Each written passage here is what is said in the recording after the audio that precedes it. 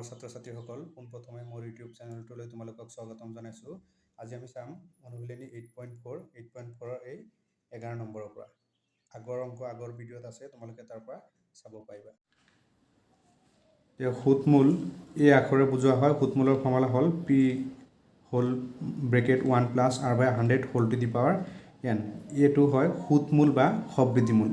এই আখৰটোৱে সুতমূল বা সবৃদ্ধিমূল বুজায় আৰু p এ বুজায় মূলধন, r এ বুজায় সুতৰ হাৰ, n এ বুজায় সুতৰ সময়। আৰু মিশ্ৰ সুতৰ ফৰ্মুলা হ'ল সবৃদ্ধিমূল মাইনাছ p, নাইবা মিশ্ৰ সুতৰ ফৰ্মুলা এনেকৈও লিখিব পাৰি a মাইনাছ p। a মানে হ'ল সবৃদ্ধিমূল বা সুতমূল, মাইনাছ p মানে হ'ল মূলধন, নাইবা আকৌ এনেকৈও লিখিব পাৰি মিশ্ৰ সুতৰ ফৰ্মুলা যে মিশ্ৰ সুত ইকুৱেল টু, তাৰমানে ইয়াত a আছে, a মানে আমি কি পাইছোঁ যে p whole bracket 1 plus r by 100 whole to the power n minus p।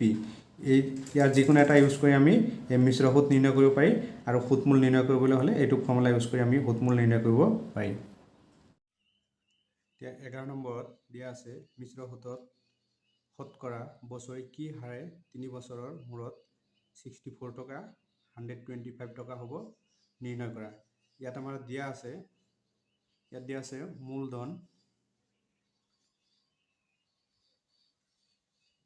মূলধন p equal to 64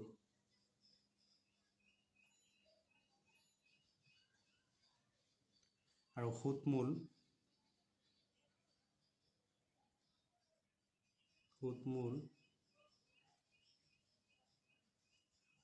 বা সবৃদ্ধিমূল দিয়া আছে আমাৰ 125।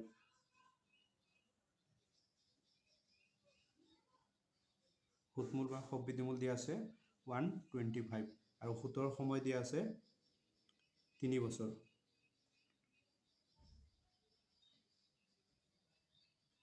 সুতৰ সময় n 3 বছৰ আৰু আমাৰ সুতৰ হাৰ নিৰ্ণয় কৰিব লাগে। সুতৰ হাৰ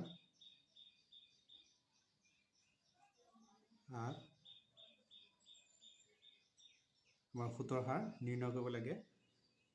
গতিকে সুতমূল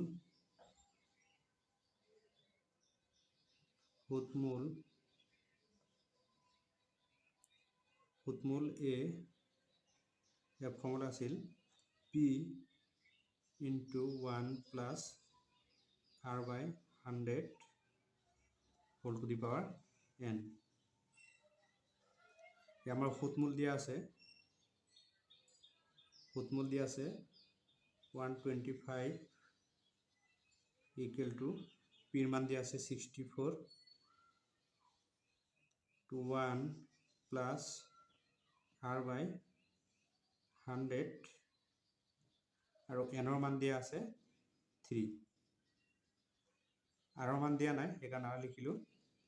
এতিয়া 64টো ইফালে কি আছে, পূৰণ আছে, এইফালে আনিলে হৰণ হ'ব, মানে 125 ডিভাইড কিমান হ'ব 64।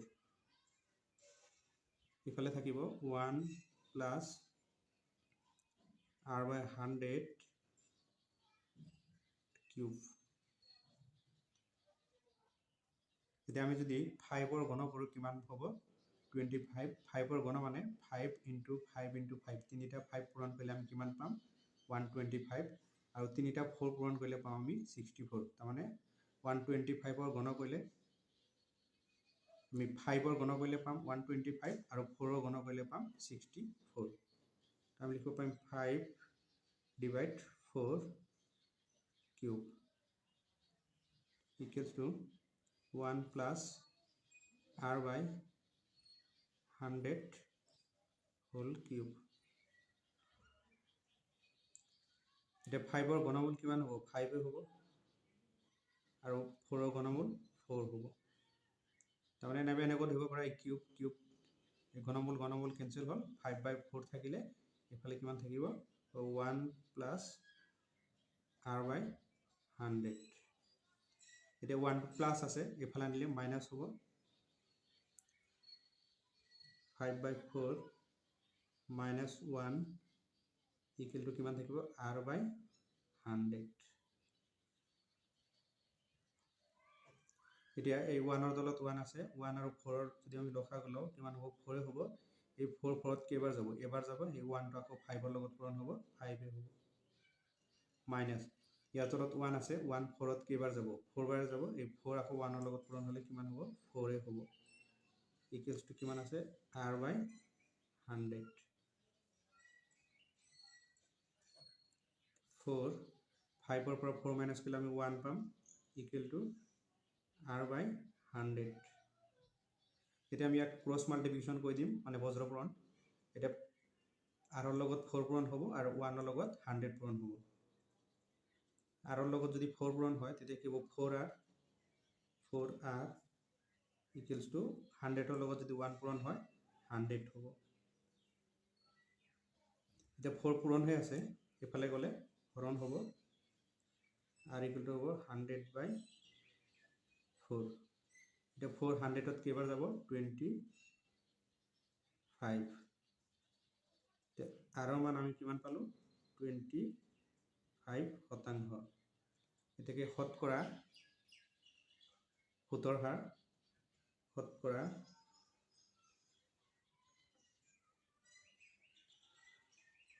সুতৰ হাৰ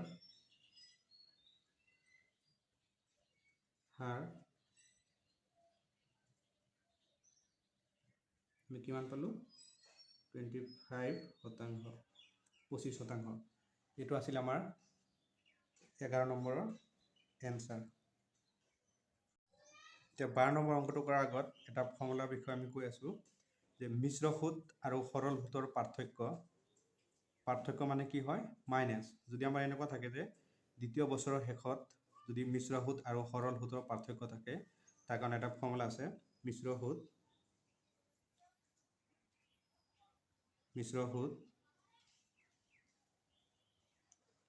আৰু সৰল সুতৰ পাৰ্থক্য।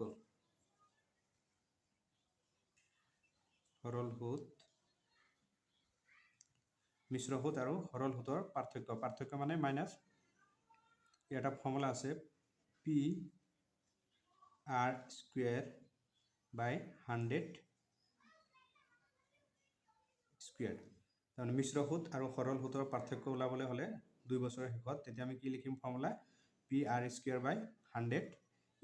নাইবা আমি এইটো এনেকৈও লিখিব পাৰি CI2, তাৰমানে 2 বছৰৰ কাৰণে 2 লিখিলোঁ, আৰু SI2 ইকুৱেল টু হ'ব PR²/100²।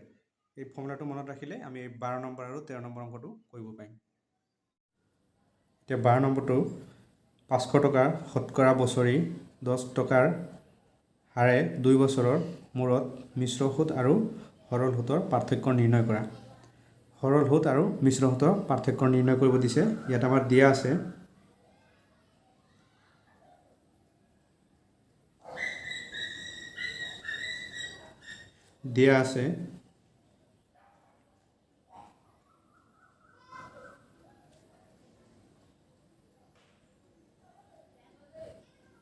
আছে মূলধন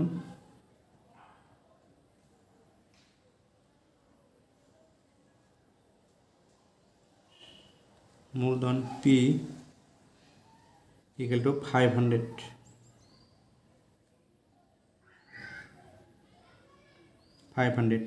আৰু সুতৰ হাৰ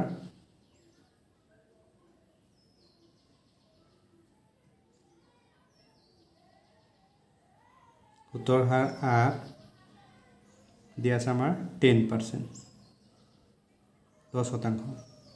আৰু সুতৰ সময়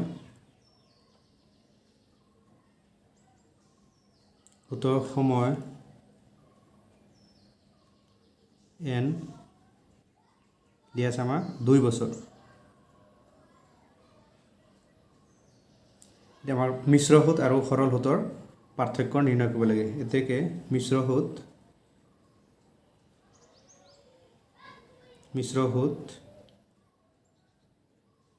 আৰু সৰল সুতৰ পাৰ্থক্য মানে মাইনাছ মিশ্ৰ সুত মাইনাছ সৰল সুত সুত ফৰ্মুলা আছিলে পি আৰ স্কুৱেৰ বাই 100 স্কুৱেৰ। এতিয়া আমি মানখিনি বহুৱাই দিম। পিৰ মান কিমান আছে 500 ইনটু আৰ স্কুৱেৰৰ মান কিমান আছে 10, তাৰমানে 10 স্কুৱেৰ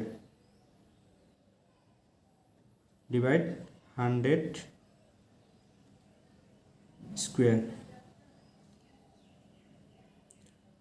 এতিয়া 100ৰ ওপৰত স্কুৱেৰ আছে মানে কি 100 দুইবাৰ পূৰণ হৈ আছে, 100 ইনটু 100 কৰিলে কিমান পাওঁ আমি 10,000, তাৰমানে 100 ইনটু 100 পূৰণ কৰিলে পাওঁ আমি 10,000 আৰু 500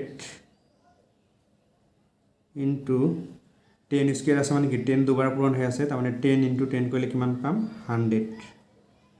এতিয়া মই শূন্যকেইটা কাটি দিওঁ, এই শূন্য কাটিলোঁ, এই শূন্য কাটিলোঁ, এয়া কাটিলোঁ, এইটো কাটিলোঁ, এইটো কাটিলোঁ, এইটো কাটিলোঁ, কিমান থাকিলে 5। এতিয়াকে মিশ্ৰ সুত আৰু সৰল সুতৰ পাৰ্থক্য কিমান পালোঁ আমি 5 টকা। 2 বছৰৰ শেষত মিশ্ৰ সুত আৰু সৰল সুতৰ পাৰ্থক্য 5 টকা পালোঁ। এতিয়া আমি 13 নম্বৰটো চাওঁ। 13 নম্বৰটো কিমান টকাৰ 2 বছৰৰ শতকৰা 4 হাৰে চক্ৰবৃদ্ধি আৰু সৰল সুতৰ পাৰ্থক্য 1 টকা হ'ব নিৰ্ণয় কৰা। ইয়াত আমাৰ দিয়া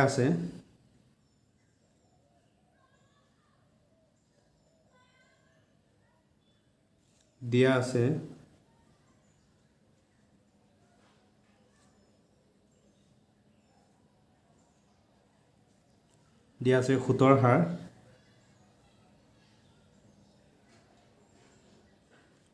হাৰ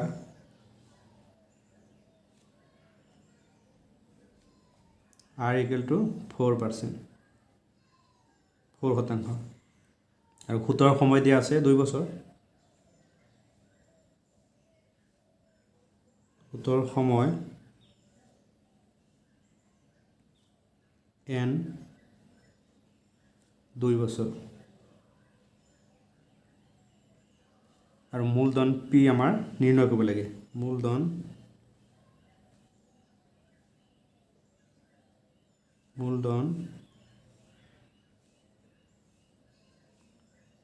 P equal to what? মূলধন আমাৰ নিৰ্ণয় কৰিব লাগে। আমি জানো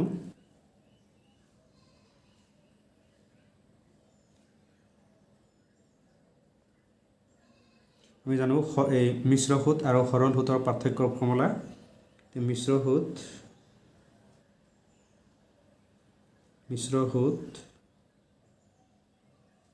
মাইনাছ সৰল সুত।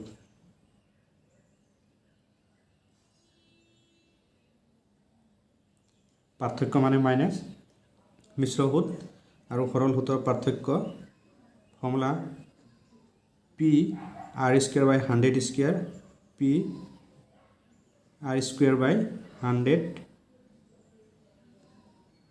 স্কুৱেৰ। এতিয়া মিশ্ৰ সুত আৰু সৰল সুতৰ পাৰ্থক্য আমাৰ 1 টকা দিয়া আছে। মিশ্ৰ সুত আৰু সৰল সুতৰ পাৰ্থক্য দিয়া আছে 1 টকা। এতিয়া পি আমাৰ নিৰ্ণয় কৰিব লাগে। পি ইনটু আৰৰ মান কিমান আছে 4%, তাৰমানে 4 স্কুৱেৰ হ'ব আৰু ডিভাইড কিমান আছে 100 square. 1 equal to P into 4 square মানে কি 4 দুইবাৰ পূৰণ হৈ আছে, তাৰমানে 4 ইনটু 4 আৰু 100ৰ ওপৰত স্কুৱেৰ মানে 100 দুবাৰ পূৰণ হৈ আছে, 100 ইনটু 100। এতিয়া আমি এইটো কটাকটি কৰিব পাৰিম। 4 যাব কিমান 25, আকৌ 4 যাব 25।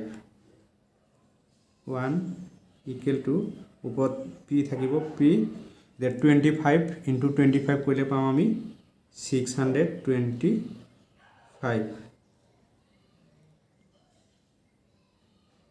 এতিয়া ইয়াক আমি ক্ৰছ মাল্টিপ্লিকেশ্যন কৰিব পাৰি। যেনেকৈ ইয়াৰ তলত কোনো সংখ্যা নাই মানে কি 1 এটা আছে, ইয়াৰ তলত কোনো সংখ্যা নাই মানে 1 এটা আছে। এই 1 625 লগত পূৰণ কৰিলে কিমান হ'ব 625 হ'ব আৰু এই 1 p লগত পূৰণ কৰিলে কিমান হ'ব pa হ'ব 1 p তাৰমানে এতিয়া আমি লিখিব পাৰিম p = 625 এতেকে মূলধন আমাৰ মূলধন নিৰ্ণয় কৰিব দিছিলে p মানে মূলধন এতেকে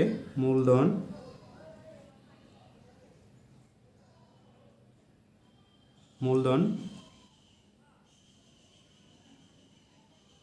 হল 625 টকা এটো আছিল 13 নম্বৰৰ এনসাৰ মৰমৰ ছাত্ৰ ছাত্ৰীসকল আজিৰ ভিডিওটো ইমানে আছিলে তোমালোকে যদি মোৰ চেনেলটোত নতুন ভিজিট কৰিছা চেনেলটো সাবস্ক্ৰাইব কৰি দিবা লাইক কৰিবা কমেন্ট কৰি মোক জনাবা ভিডিও কেনে পাইছা আৰু বন্ধু বান্ধৱীৰ মাজত শেয়াৰ কৰি দিবা